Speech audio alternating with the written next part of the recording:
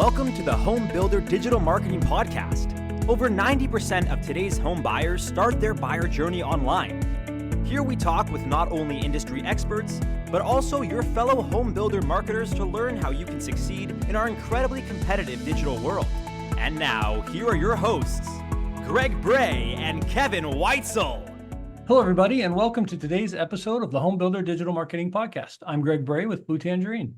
And I'm Kevin Weitzel with Outhouse. And we're excited to have joining us today, Brent Bommes. Brent is the CEO of RCT Built. Welcome, Brent. Thanks for being with us. A pleasure to be here. Nice to meet you guys. Looking forward to this. Well, Brent, let's start off by just learning a little bit of background about you. Tell us that quick overview about yourself. Well, I don't want to go back too many years, like to when I was born, but I started my real business career in sales and marketing, actually sales specifically. The very first one was selling encyclopedias door to door, but that was pure hell. So I won't go there. But when I found that customers came to you, I thought, this is great. And I worked for a retail company, started there in my early 20s. And then by 25, I became the regional sales trainer in British Columbia. So I moved out to BC and opened a bunch of stores with them.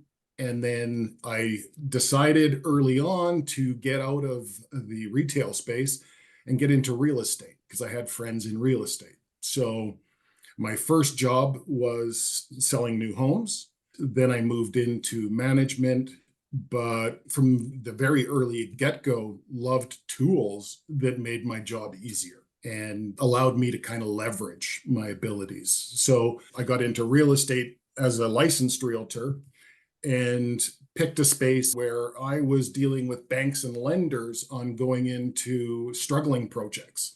And so it was an interesting space, but I got to see a lot of marketing plans.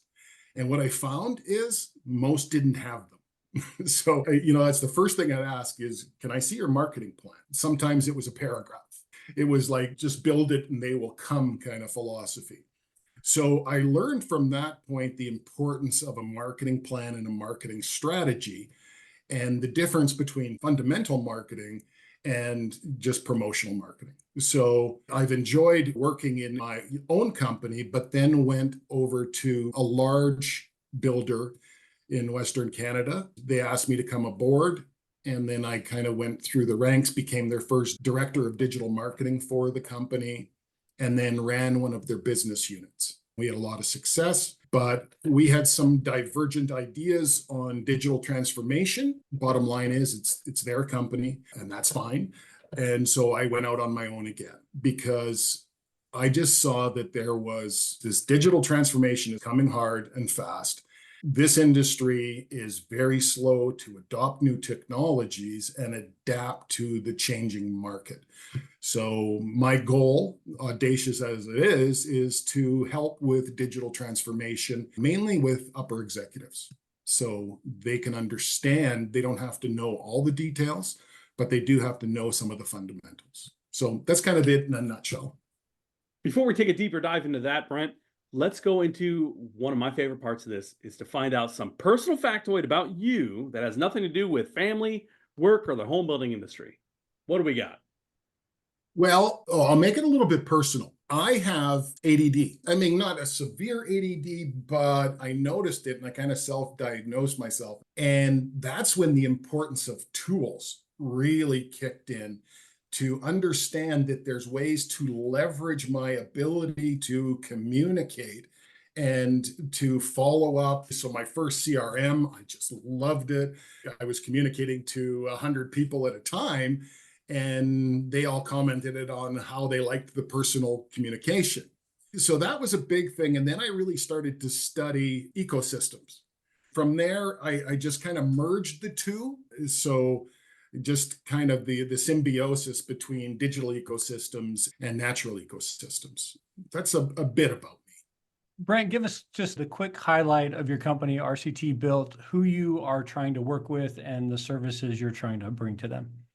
Well, what we're trying to do is to reach the top executives, because I found in this space that, a lot of marketing, whether it's director of marketing or whatnot, they like to steer that ship. So they don't want to go outside of their corporation. So What we're trying to do is reach the top executives to build an understanding, but we're also at the same time building some tools that enhance and augment their existing performance.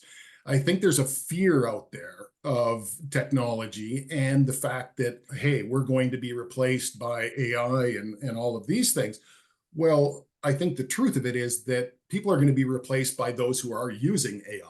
The faster you can get into that realm and gain an understanding, it's like learning a new language. Once you get to kind of 20% understanding, you just through osmosis learn more because your understanding starts to increase. So we're trying to reach that. Our specialty right now is working with AI bots and actually replicating employees to have a digital version of themselves. So that digital version can sort through leads, contacts, but essentially answer every question that is asked. I mean, we're going to get to a point where it just passes it over to be written, but that one person can have 100 concurrent sessions of themselves online as long as it's connected to the right data. And so we help with data, but I guess the ultimate specialty is digital transformation strategies. What should you do first? What's the low-hanging fruit? Let's dive into that bot concept just a little bit. So for clarification, are you talking about more of the chat type of thing or something that's got an audio component that can take a phone call, or both? Both, but we're talking an audio video bot. I first did this with myself. I replicated myself in kind of a shell of this computer generated avatar. I formed my own GPT called Real Time Realtor, and I connected the virtual streaming, meaning you could have 100 concurrent sessions of that bot online. Then it can answer and even ask questions. It's a very iterative process, but it's spectacular. So essentially, what can happen is a person can go on to a website and pick whether they want to talk to a real person or they want to just talk to the assistant.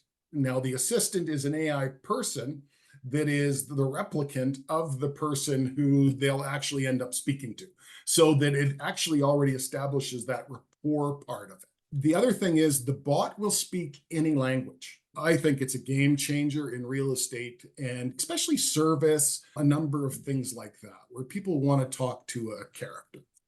Well, Brent, how much training does it take for something like this to start giving accurate information? I mean, there's the personality side of trying to make it a little more like, Brent Jr., but then there's also the product knowledge and domain expertise, if you will, about the company and those kinds of things, and making sure that it's giving accurate answers back. We've all heard some of the horror stories where Chat GPT wasn't quite checked well enough, and it kind of made some things up along the way, and folks got themselves in trouble by not fact checking everything.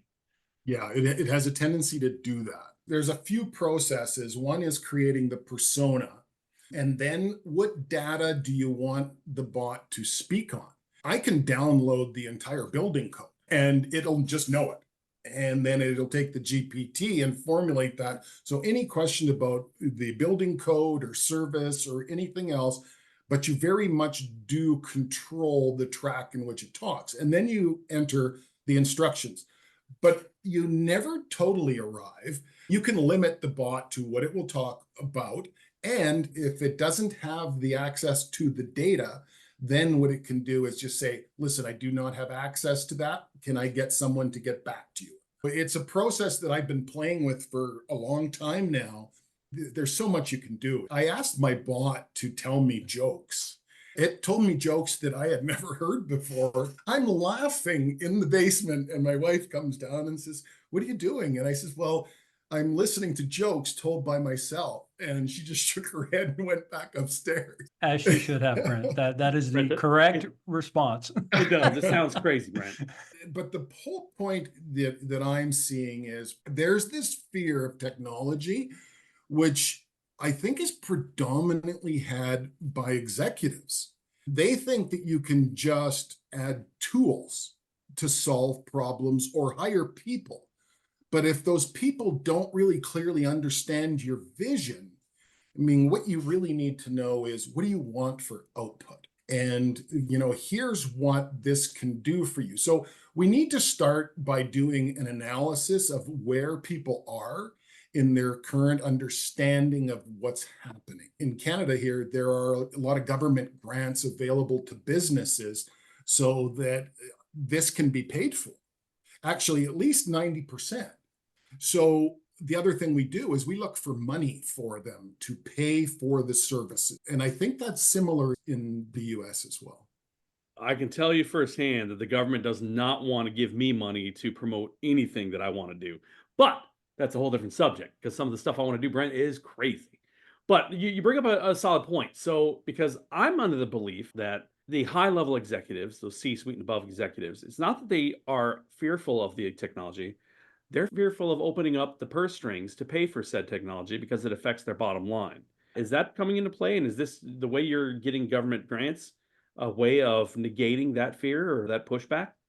Well, it is somewhat a way, but you hit the nail on the head here, because the issue is that they want tried, tested, and proven. They don't want to invest in theory because everyone's got a theory and everyone has a concept, right? So they want it proven out, and they want to know who else is using it. Well, who's using this, and what's the data on the success of it? Does it increase conversion ratios, and does it reduce costs? The reality is it reduces costs dramatically. Dramatically. We're trying to come out with an off-the-shelf product, but it's virtually impossible because every situation is different. So you have to customize the bot. A lot of these changes took place during the COVID pandemic, where everyone was kind of forced to use virtual reality and online tools, and it accelerated that dramatically. So people are becoming more comfortable in that space, but it's the younger buyers that are growing up in this that will be the future buyers. And even some of the 20 and 30-year-olds right now. The other day I was at a mall, there was a food court, and there was a group of teens sitting there, and all of the teens were on their phones. Not surprising. I sat beside them. They're all laughing at the same time. I just looked at them and I realized they're talking to each other, but they're right there. So they're kind of growing up in a vastly different environment where they're more comfortable with digital tools. Our whole goal is customer centricity, listening to the customer and giving them the tools so they can make the right buying decision, not being sold. So we've seen in data the dramatic reduction in show home traffic, but the dramatic increase, of course, in online traffic. The buyer's journey is something that we have to pay attention to. What do we want to deliver? We want to deliver the best solutions for the buyer that gives them the highest comfort, but also accuracy.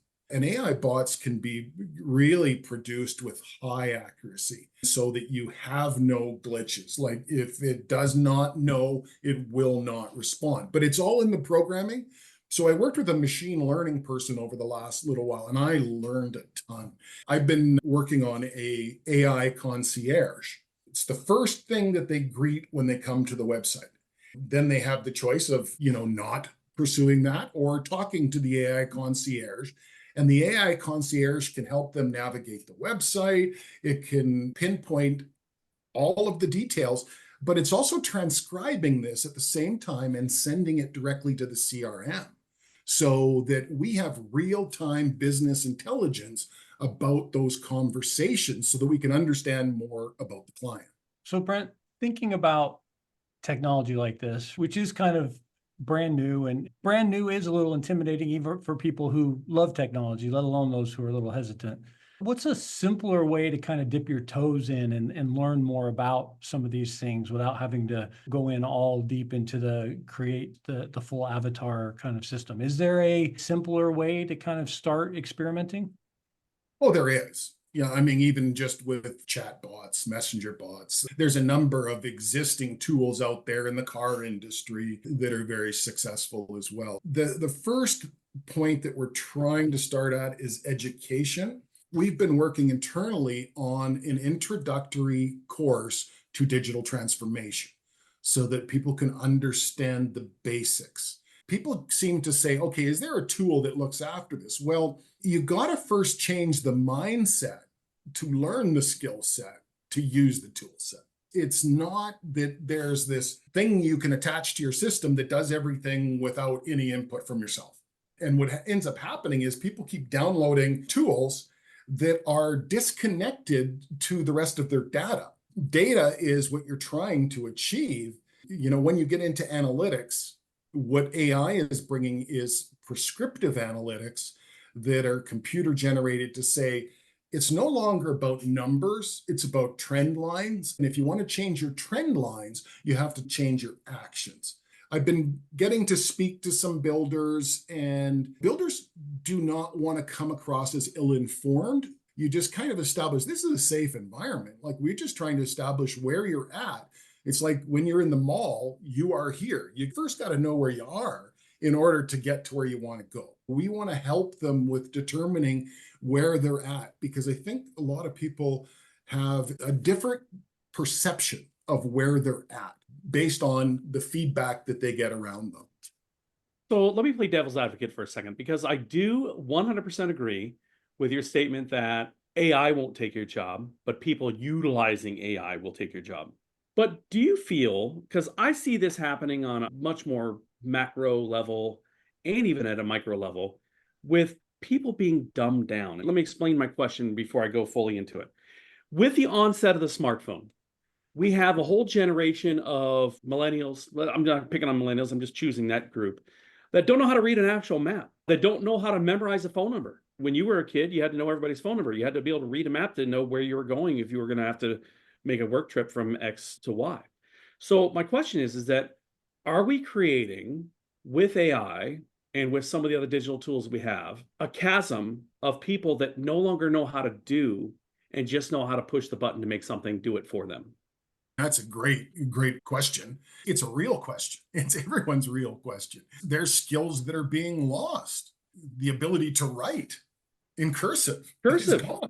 Yeah, it's gone. Does that mean that it needs to go away? Like, I mean, do we need teletype? Do we need rotary phones anymore? No, of course we don't, because those technologies replace each other. But are we dumbing down our society to where we are no longer knowing how to do something?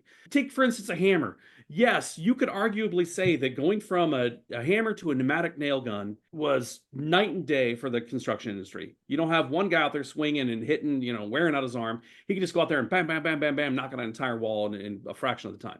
However, if you had a machine that literally goes in there and knock out all that hammering for you with, an automated botted arm, when that machine breaks down, what do these people do? They're like, well, what do we do? The machine broke down. I don't know how to hammer this wall anymore. Where do the nails go? The tool itself is not the solution if you don't know how to frame. So it's not like that is going to solve your problem. A bad framer with a pneumatic tool gun or, some of the new tools coming out, those people are still going to be bad framers if they don't know the fundamentals. Tools are meant, in my opinion, to enhance your mindset and skill set and leverage your ability. It's about enhancing what you currently have, but you still have to understand the fundamentals of where it came from. There's this symbiotic happening right now, this symbiosis between the digital world and the natural world, where the augmentation and enhancement is starting to merge with the digital world. And it's something that we have to accept. I mean, the cat is literally out of the bag. These tools are going to exist, but we have to focus on the problems that these tools are going to solve. How do I use the tools that exist, but it's not the tool themselves? So that's why I strongly talk about mindset, skill set, then tool set, because the tools aren't the answer. There's a side that is not so glamorous, and then there's a side that can really enhance and move society forward. We got to focus on looking at it through a lens that what are the benefits that we can achieve through this, and clearly understanding the problems. One of the main reasons I went into this is because I know what the barriers are. I know what the disconnects are. I've looked at data, and to set up proper data, If you have a company that has a bunch of subsidiaries, are they all using the systems the same? It's the garbage in, garbage out. So ultimately, we're trying to look at big data, doing an analysis to gain our real-time information and business intelligence. When I go back to evolution, the best quote from Darwin was, it's not the smartest, it's not the strongest, it's not the wealthiest, it's the most adaptable. Darwin's theory of phyletic gradualism is a little bit flawed. And that was proven in 1972 by Niles Eldredge and Stephen Jay Gould, where they came up with punctuated equilibrium. And punctuated equilibrium says that there's bursts of evolution, not that it's a graduating system. There's events that cause this dramatic change. We're in the midst of punctuated equilibrium right now, where it's accelerating exponentially. Well, Brent, this has really been an interesting exercise to kind of ponder some of the opportunities. And you're right, things are changing so fast. I mean, when did ChatGPT even become a household word, right? It just hasn't been that long. And now it's everywhere and people are doing all kinds of interesting things with it.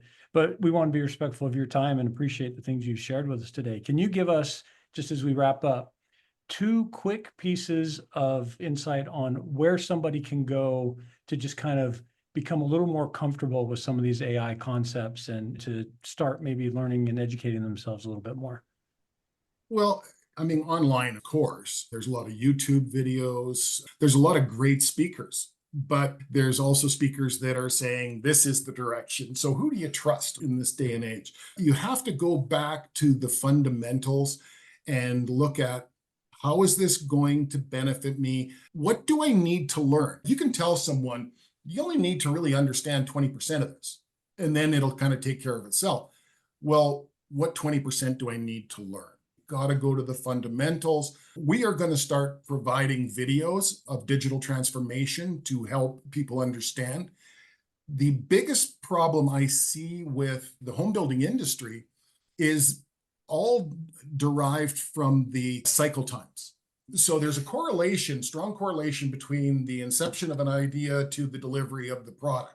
Home building is, well, you got to find the land, you got to design what's going to go on there. It's literally years. So to change, you'd be changing midstream in projects that are currently existing, running on the current software. It presents a real problem because, well, then we change and then we're going to have to change again.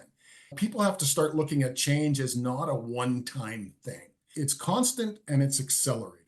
You have to be either an early adopter and ideally an innovator. It's a big topic and it's intimidating, and we have a tendency to gravitate to what we feel comfortable in. And so there's not a lot of people gravitating to understand the whys and how things are happening. That's where you start. I'm trying to set up an AI bot that will do just literally that, talk about digital transformation. Very close to having that done. That should be done within the next 2 weeks, but it hasn't been an easy road. There are always problems, but understanding where the disconnects lie and where the barriers are, then you can focus on what is the output I need from this. You start on, what do I need to solve? Not, here's a cool new tool, but it's actually solving something. So to give a little summation there for our listeners as well as for me, basically taking what you put in there, I'm going to quote John Burns, and it's no secret. I've quoted him a dozen times on this podcast, maybe more. I don't know, Greg might be keeping tallies, who knows. His quote is real simple. If you're still doing business today, the way you did it 10 years ago, you won't be relevant or in business 10 years from now. The fear, though, and the problem that really needs to be nailed home is that this technology is coming at you, and it's no longer a 10-year span. We're talking an 18-month span that people have to figure out how to adopt some stuff, or they will literally be left behind. So yes. I'm right there with you, Brent. No, good point. And the diffusion of innovation itself has changed. Like the cycles are so much closer together so that you could be still trying to learn one technology and there's 2 technologies past that already. This investment fallacy that we've already invested the time and the effort into this, we're not changing course now. You got to be willing to change course on the spot. I think the CMS is actually the focal point of your system. And everything else has to be plug and play, because real-time information is what you need. And you need this cycle, this digital ecosystem where all your data is connected and you can analyze your data and it's real. Until you have good data, most people are just aggregating more data. And it's really about sense making more so than aggregation. So there's a lot there, and we appreciate the thoughts that you've shared with us today and some of the challenges. And hopefully everybody's not like running away, screaming, going, oh my gosh, it's too scary, but rather, hey, I need to face up to these challenges and understand what's coming. Brent, if somebody wants to connect with you and learn more, what's the best way for them to get in touch? They can connect with me through rctbuilt.com.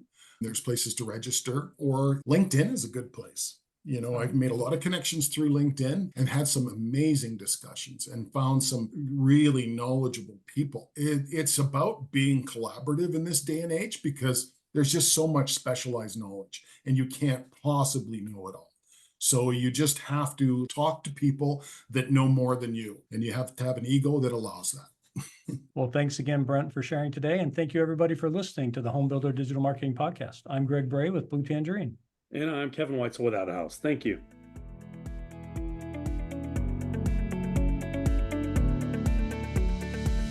Thank you for listening. To learn more about how Blue Tangerine and Outhouse can help you generate more qualified home buyer leads, visit bluetangerine.com and outhouse.net. If you've enjoyed our show today, please tell a friend, leave us a review, and subscribe on your favorite podcast platform. Be sure to join us again on the Home Builder Digital Marketing Podcast.